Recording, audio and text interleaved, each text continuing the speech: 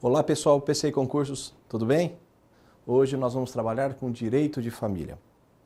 Esse direito de família que passa por grande transformação, conquanto a família seja um dos institutos concebidos pela sociedade mais antigos que se tem notícia, o direito de família que o acompanha, conquanto antigo, passa por grandes transformações, por novos vieses, por novas perspectivas de análises. E é isso que a gente vai tentar tratar hoje.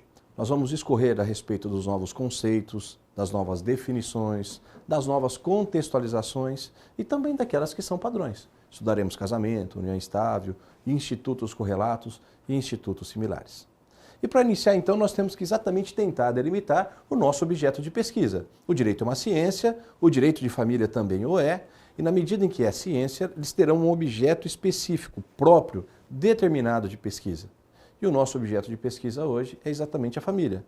De modo que é imperioso que nós consigamos encontrar um conceito do que seja família, e aqui já reside o primeiro desafio.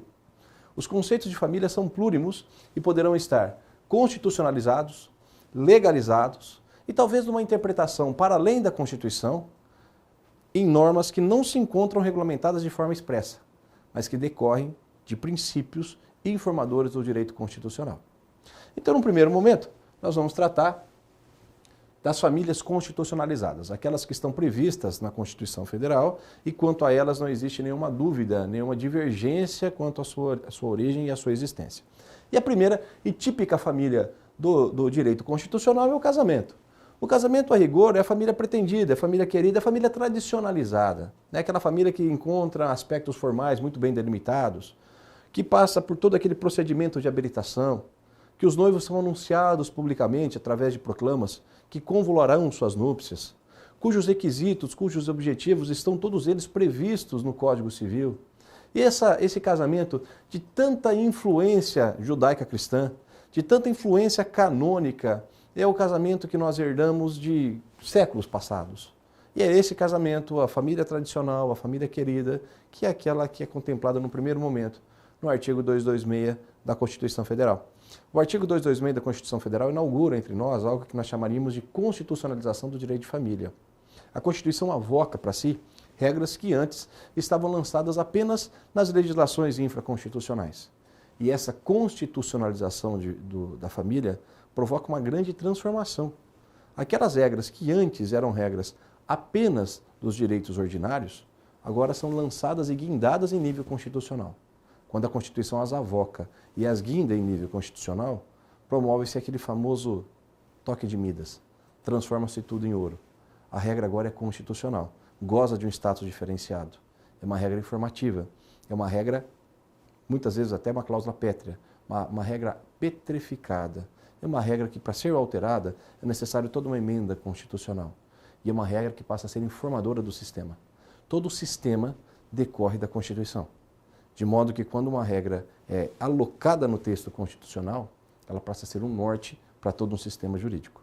E assim a família passou a ser um norte para esse sistema jurídico através do artigo 226 da Constituição Federal, que, como dito, reconhece no primeiro momento o casamento. O casamento é, portanto, a família tradicional, a família querida, a família buscada. Porém, hoje nós temos que imaginar que o casamento é, por si, a família tradicional. No entanto, não é a única forma de família. Outras tantas e plurimas formas de família existirão, previstas expressamente na Constituição, previstas em textos infraconstitucionais e decorrentes de princípios orientadores e informativos do próprio texto constitucional. Entretanto, o casamento é a família por excelência, é a família pleiteada pela Constituição. O casamento religioso também encontra ressonância na Constituição Federal. O casamento religioso dava-se estritamente da forma religiosa, principalmente até o período da monarquia. Quando o Brasil se torna independente, diferentemente de todos os países das Américas, a independência do Brasil convolou numa monarquia e não numa república, como de resto os outros países eram. E ao ser uma monarquia, claramente a nossa Constituição Federal de 1824, a primeira Constituição, a Constituição monárquica, adota a Igreja Católica como a igreja oficial. E naquela época, os casamentos eram celebrados apenas na Igreja Católica. Portanto, ela tinha um domínio exclusivo da celebração dos casamentos.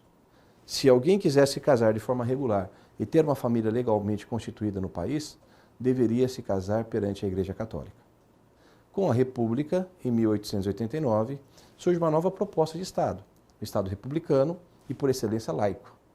E uma das primeiras providências do governo republicano foi separar exatamente o casamento religioso do casamento civil, do casamento cartorário, do casamento feito perante o Estado. Dali para frente, através de uma lei de 1890, o casamento válido entre nós passou a ser o casamento de cunho civil. Quando nós falamos de casamento civil, nós estamos pensando no casamento celebrado perante uma autoridade pública, legalmente constituída, e não uma autoridade eclesiástica. E esse casamento civil é a tônica, é o casamento por excelência, inclusive, da Constituição Federal. A Constituição, inclusive, diz que o casamento é civil e gratuita a sua celebração. Ao passo que destina ao casamento religioso efeitos, nos termos da lei civil. Basicamente, se nós pudéssemos resumir, a essência hoje é o seguinte: ninguém pode se casar validamente, exclusivamente na Igreja Católica ou em qualquer outro tipo de igreja que seja, em qualquer outra denominação religiosa. Para que haja o casamento religioso com efeito civil de forma válida, os nubentes, os pretendentes ao casamento, deverão se habilitar perante um cartório, apresentarem todos os documentos que são exigidos, certidão de nascimento, nenhuma forma de impedimento matrimonial, documentos pessoais, haverá a publicação do edital, chamado de proclamas, dar-se-á um prazo de 90 dias para a celebração do casamento e então a celebração do casamento poderá ser feita de forma religiosa. O que se admite entre nós hoje é que a celebração do casamento seja religioso. Depois dessa celebração religiosa, será expedida uma certidão por quem celebrou o casamento e essa certidão será levada a registro no cartório de registro das pessoas naturais. De modo que quando a gente fala que o casamento civil tem força nos termos da lei, casamento religioso, perdão, tem força nos termos da lei civil, o que vale para o casamento civil hoje é exclusivamente a celebração. Não se pode fazer um casamento exclusivamente de nível religioso. Toda a documentação, toda a prévia habilitação, far-se-á perante uma autoridade pública, o cartório de registro de pessoas jurídicas, e então os nubentes têm a opção de celebrar o casamento, de cerimonializarem esse casamento, ou no próprio cartório, ou por uma autoridade eclesiástica. Entenda-se que por autoridade eclesiástica, qualquer autoridade religiosa, não apenas um padre, um bispo, um pastor, mas qualquer um de qualquer denominação religiosa. Haja vista a liberdade de religião que existe entre nós, qualquer um pode adotar qualquer tipo de crença. Eu tenho liberdade de crer e, inclusive, de nada crer. E se o casamento é religioso, ele pode ser celebrado por qualquer tipo de religião, não se limitando, portanto, à celebração de um casamento de cunho católico ou meramente protestante. Esse é o casamento religioso. Resumidamente, é um casamento feito perante a autoridade pública, perante o cartório de registro de pessoas jurídicas, com a celebração religiosa. É bem verdade que existe um tipo de procedimento que nós podemos celebrar o casamento religioso inicialmente e depois fazer a apresentação dos documentos no cartório, apresentação posterior dos documentos. Mas mesmo assim, mostra-se imprescindível a apresentação dos documentos e a devida habilitação no cartório de registro de pessoas naturais. Um detalhe: quem apenas se casa no religioso, quem somente se casa perante Deus, sem cumprir as formalidades impostas pela legislação civil, vive em típica união estável. O casamento religioso, apenas e tão somente religioso, é típica união estável.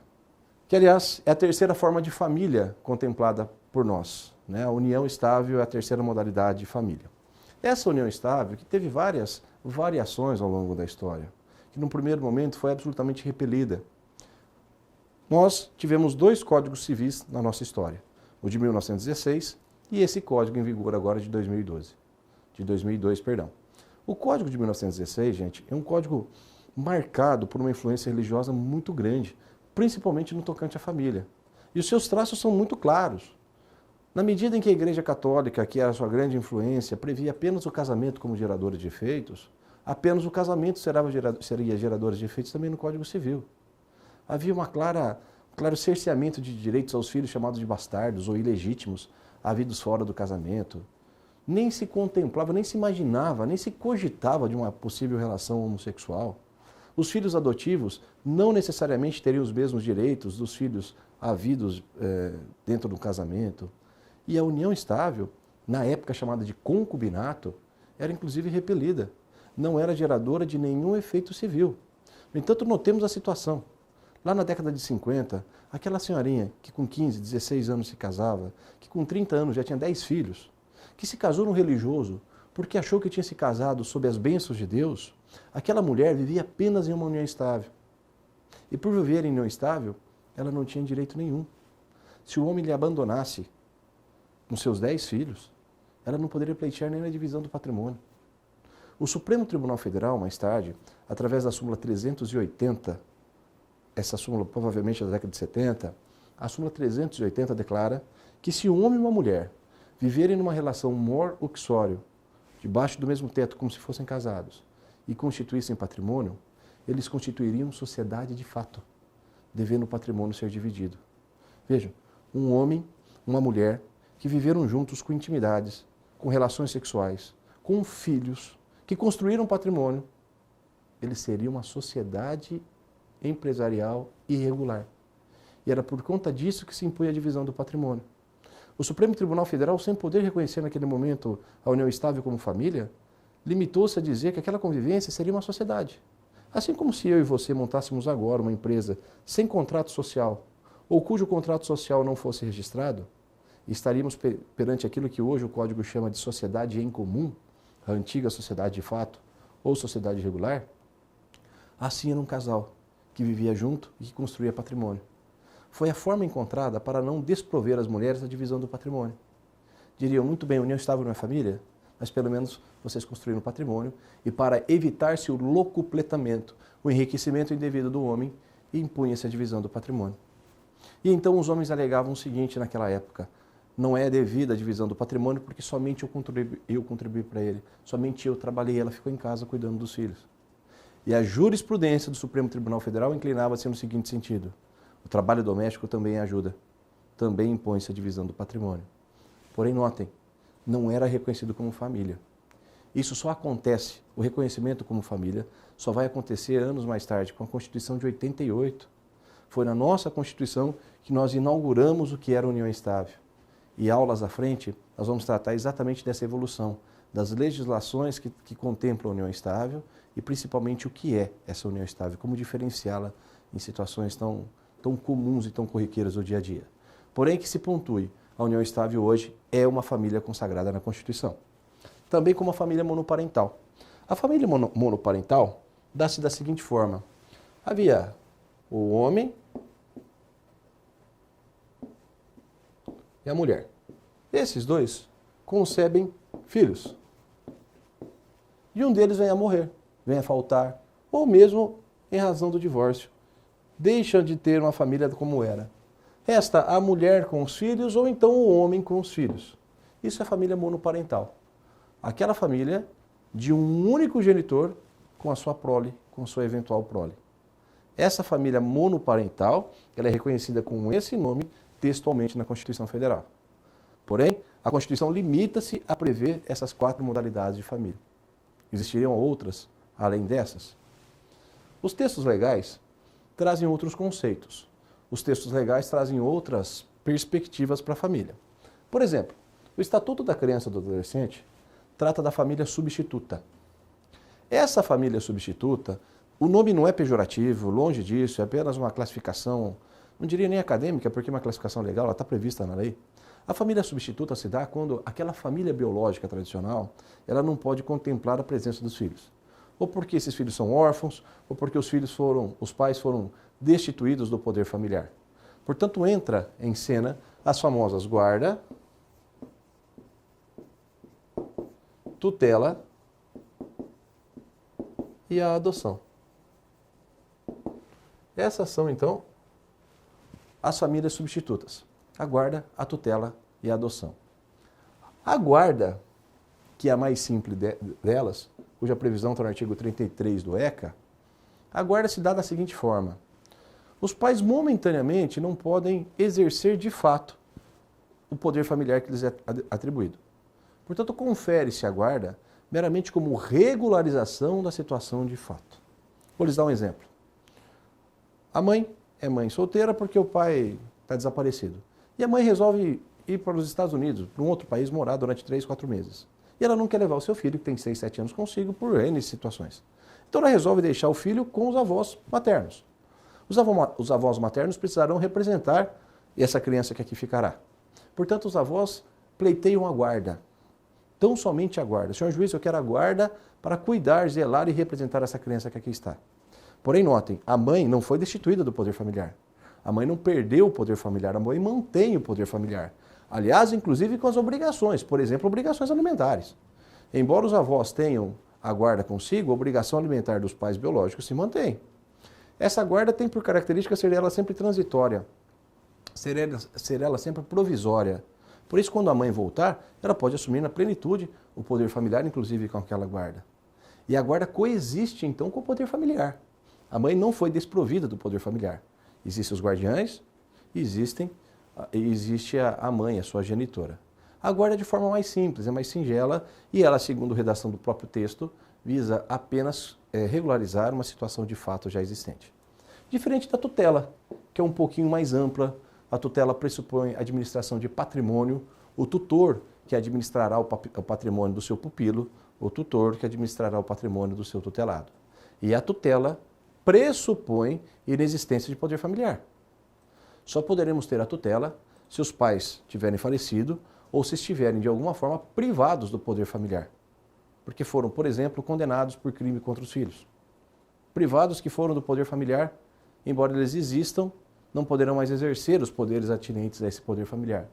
Assim, há de se nomear um tutor, e esse tutor terá a função de cuidar do patrimônio do menor. Passo além é a adoção. A adoção gera filiação para todos os efeitos, filiação para todos os direitos e deveres. Uma vez que nós tenhamos a adoção por um regular processo judicial, necessariamente um processo judicial, com uma sentença específica nesse sentido, os pais adotivos se tornam pais para todos os efeitos. Pressupõe a perda do poder familiar dos pais anteriores. Dali para frente, a partir dessa sentença de adoção, os pais verdadeiros são os pais adotivos. Os pais biológicos não terão mais nenhum traço com o filho, salvo o impedimento matrimonial. Esses pais biológicos ainda não poderão se casar com o filho adotivo, embora não sejam mais considerados pais para efeitos jurídicos. É a única restrição. Se o pai biológico perdeu o poder familiar pela adoção em relação ao outro, essa criança será herdeira dos seus pais adotivos e nunca mais dos pais biológicos. Essa criança pode pedir alimentos para os pais adotivos. Essa criança, quando crescer, deverá alimentos aos pais adotivos. Nada haverá em relação aos pais biológicos. O ECA, o Estatuto da Criança e do Adolescente, chama essas 3 famílias de famílias substitutas.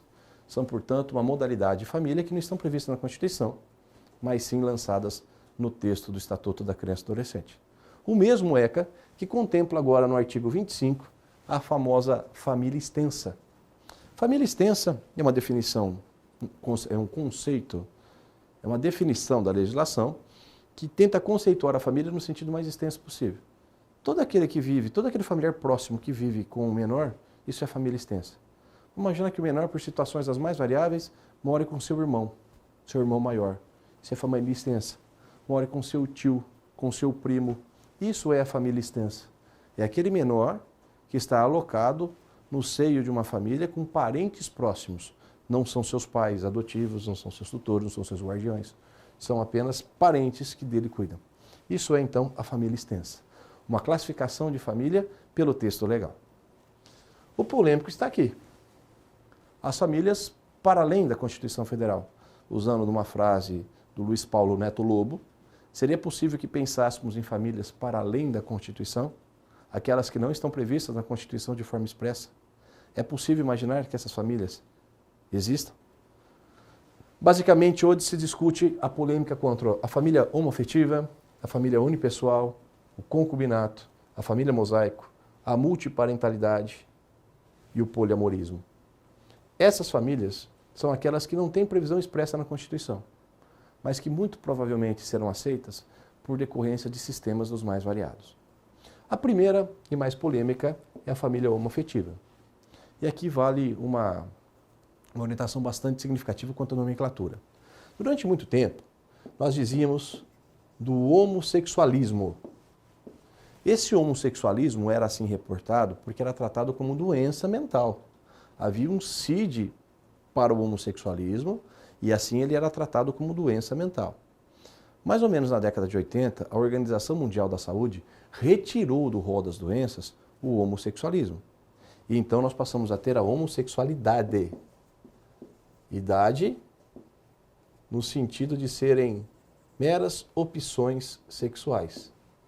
A homossexualidade implica em meras opções sexuais.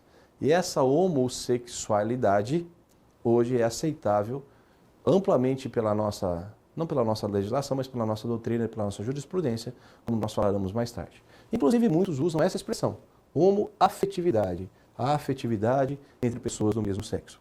Diferente do transexualismo. O transexualismo, olha o sufixo, ismo. O transexualismo é reputado como doença. Existe CID, CID-10, CID de distúrbios mentais e sem preconceito nenhum. Absolutamente alheios a preconceito. Esse CID-10, quando trata dessa questão, quando fala dessa doença, vai dizer de um distúrbio de uma pessoa que tem o corpo de um gênero, mas que psicologicamente ele pensa ser de outro gênero. Isso gera esse distúrbio, esse desconforto, e por conta disso é que ele pode, entre outras coisas, fazer a operação de transgenitalização, alterar o seu corpo através de cirurgias, porque é uma doença.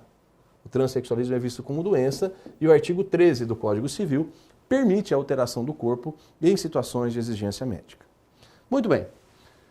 O homossexualismo, a homossexualidade passaram por grandes transformações do ponto de vista jurídico no nosso país.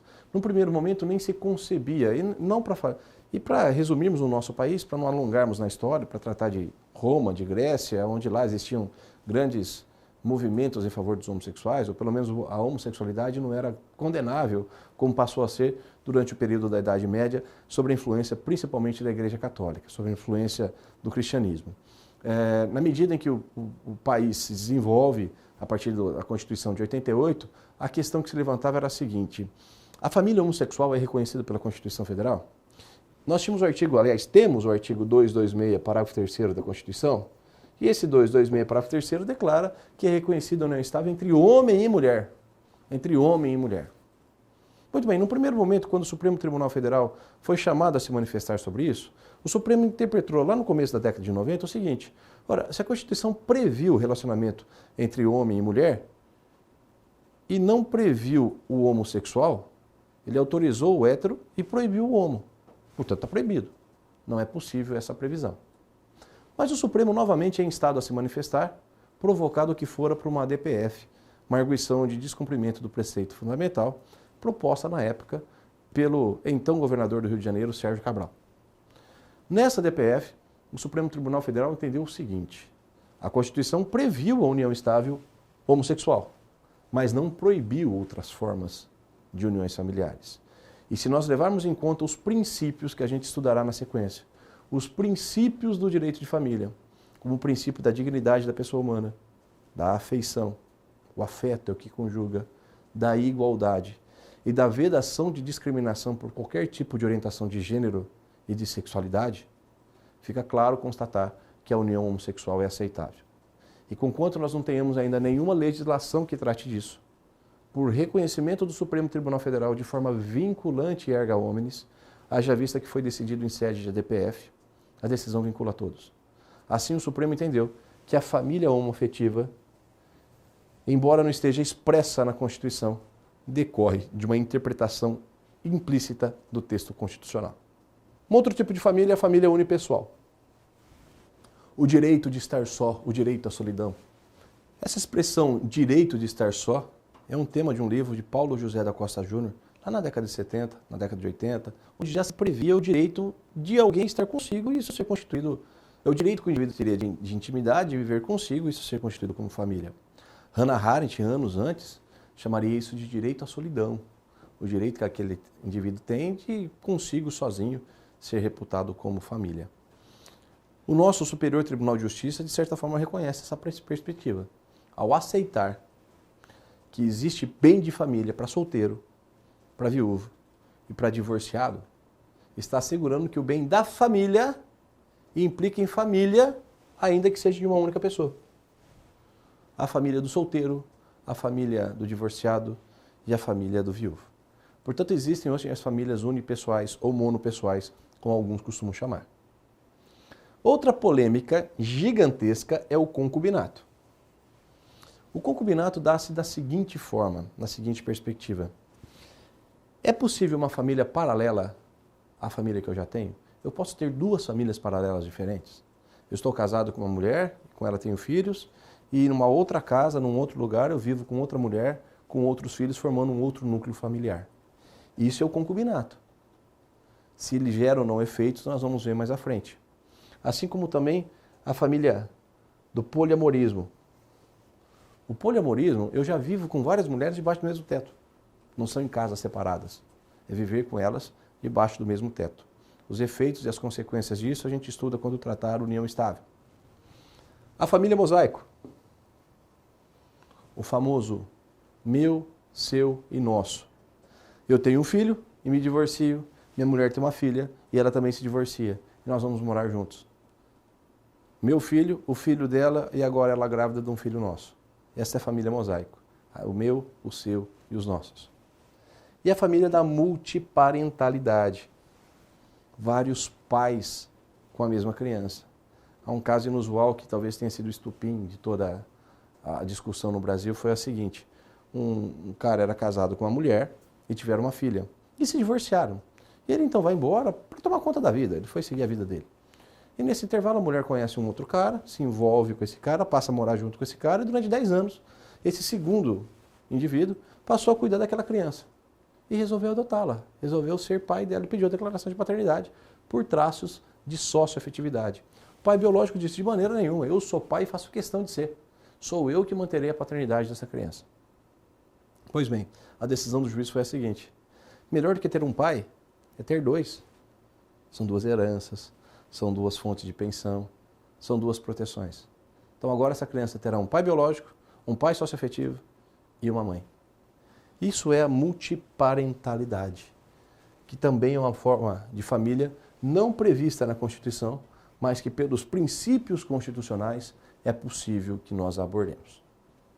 No próximo bloco, nós vamos tratar exatamente sobre os princípios do direito de família. Fica aí conosco.